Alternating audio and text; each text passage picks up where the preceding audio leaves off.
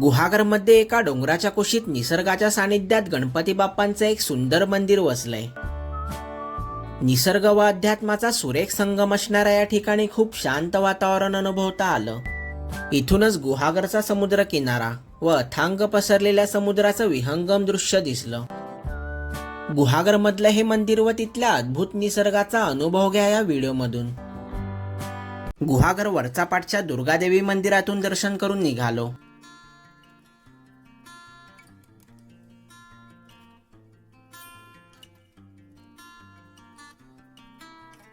पुढे आल्यावर छोटंसं स्वयंभू श्री महागणपती मंदिर दिसलं.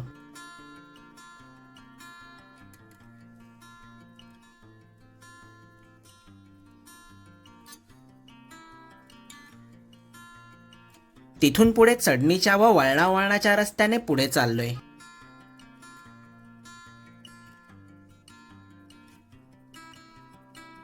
दुर्गादेवी मंदिरापासून अवघ्या 2 मिनिटांनी अष्टवणे गणपतीच्या पायथ्यापाशी पोहोचलो. नमस्कार मित्रांनो, स्वागत करतो गुहागरमधल्या पुन्हा एकदा नवीन व्हिडिओमध्ये. मित्रांनो, मागच्या व्हिडिओमध्ये आपण गुहागरमधल्या दुर्गादेवींचं दर्शन घेतलं. दुर्गा मातेचं दर्शन घेऊन आपण मधल्या रस्त्याने इकडे आलेलो आहोत. वळणावळणाच्या रस्त्याने आल्यानंतर खूप निसर्गरम्य परिसरात आपण एका मंदिरापाशी पोहोचलेलो आहोत. हे मंदिर आहे स्वयंभू श्री अष्टवणे गणपती मंदिर. या डोंगरावरती निसर्गाच्या कुशीत ते मंदिर वसले. आता आपण या पायऱ्या चढून वरती जाऊया. वर जाऊन आपण गणपती बाप्पांचं दर्शन घेऊया आणि आजूबाजूचा परिसर पाहूया. या पायऱ्या वरच्या मंदिरापर्यंत घेऊन जातात, त्या चढत आता चाललोय. इथला संपूर्ण परिसर झाडाझुडपांनी आच्छादलेला आहे. परिसरात सर्वत्र पक्ष्यांचे गुंज घुमतायत.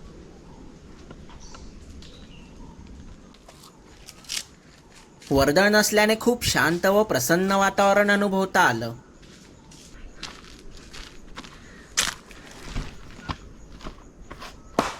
प्रथमेश सोबत पायऱ्या चढत मंदिरापर्यंत चाललोय. साधारण 100-1 पायऱ्या चढून अगदी 2 मिनिटांनी मंदिरापाशी पोहोचलो. तर मंडळी, या काही पायऱ्या चढून आपण आता अष्टवणे गणपती मंदिरापाशी पोहोचलेलो आहोत. तुम्ही माझ्या मागे हे अष्टवणे गणपतीचं मंदिर पाहू शकता. खूप छान असं मंदिर आहे. निसर्गाच्या सानिध्यात वसलेलं हे मंदिर आहे. खूप शांत वातावरण इथलं आहे. आता आपण वर जाऊया गणपती मंदिरात आणि तिथल्या अष्टवणे गणपतीचं दर्शन घेऊया आणि इकडची संपूर्ण माहिती या व्हिडिओमधून जाणून घेऊया.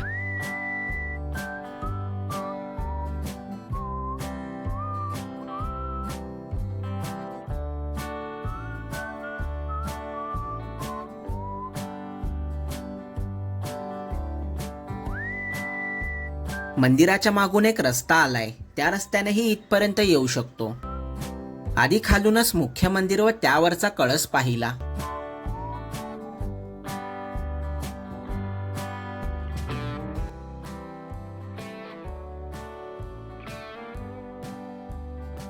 या शेवटच्या टप्प्यातल्या पायऱ्या चढून आता मंदिराच्या प्रांगणात आलो.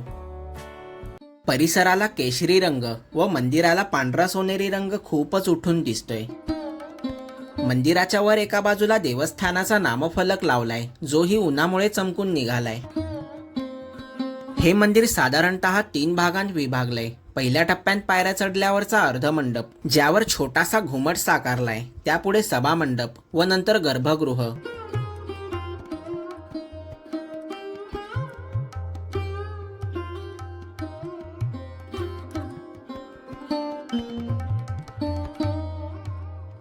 चार पायऱ्या चढून मंदिरात प्रवेश केला.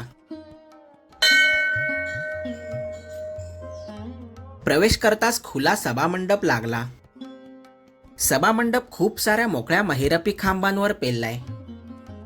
पुढे आल्यावर एक वेगळ्या पद्धतीचा गाभारा लागला, ज्याचं द्वार अगदी समोर नसून थोडं उजवीकडे आहे.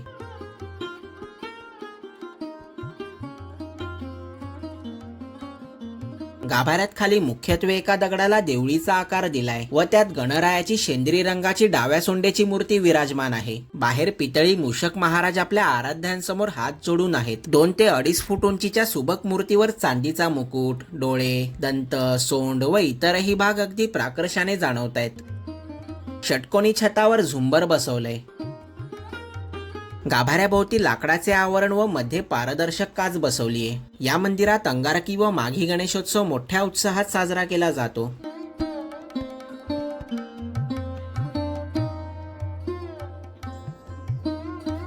लाकडी प्रवेशद्वारामधून मुख्य गाभाऱ्यात आलो. मी बाप्पांचं मनोभावे दर्शन घेतलं.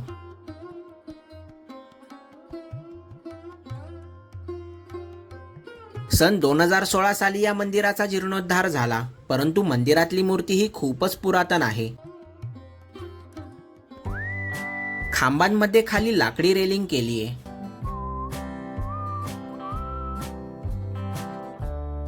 मंदिराला लागूनच डोंगराच्या मोठमोठ्या शिळा आहेत. दर्शन करून मंदिराच्या मागच्या बाजूला आलो. इथे काही पायऱ्या आहेत. गाभाऱ्यावर मंदिराच्या पांढऱ्या रंगाचा उभट कळस व त्यावर छोटासा भगवा ध्वज आहे. त्या पायऱ्या चढून थोडं वर आलो. बाजूलाच डोंगरावरून बारमाही पाण्याचा झरा वाहून येतोय व तो इथल्या छोट्याशा कुंडात जमा होतोय. या कुंडातील पाण्याला अष्टातील तीर्थ म्हणून ओळखलं जातं, म्हणून हे देऊळ अष्टवणे गणपती म्हणून प्रसिद्ध आहे. सध्या उन्हामुळे अगदी थोडं थोडं करून पाणी झिरपतंय. इथून मंदिराचा कळस समोरच दिसतोय व उजव्या बाजूला नजर फिरवल्यावर तिथून दिसणारा नजारा पाहून मी थक्कच झालो. नजर जाईल तिथवर पसरलेला व उन्हाने चमकून निघालेला अथांग समुद्र दिसला व त्याच्या अलीकडेच गुहागरच्या समुद्र किनाऱ्याच्या नारळी पोकळीच्या घनदाट बागा दिसल्या. अध्यात्म व निसर्गाचा सुरेख संगम माझ्या मनाला खूपच भावला. हिरव्या गर्द झाडांमध्ये हे मंदिर खूपच विलोभनीय वाटतंय. वरून पुन्हा मंदिरात आलो. 2 मिनिटं बसून आता परतीच्या वाटेला लागलो. जाता जाता आलेल्या परिसरावर एक नजर टाकली. इथून खालचा पायरी मार्ग खूपच कमाल वाटतोय. तर मित्रांनो, गुहागरमधल्या आणखीन एका भागात आपण गुहागरमधलं हे स्वयंभू अष्टवणे गणपतीचं मंदिर पाहिलं. खूप छान अशी गणरायाची मूर्ती आहे. आजूबाजूचा परिसर सुद्धा खूप छान आहे. पुन्हा भेटू गुहागरमधल्या आणखी एका अशाच नवीन व्हिडिओमध्ये.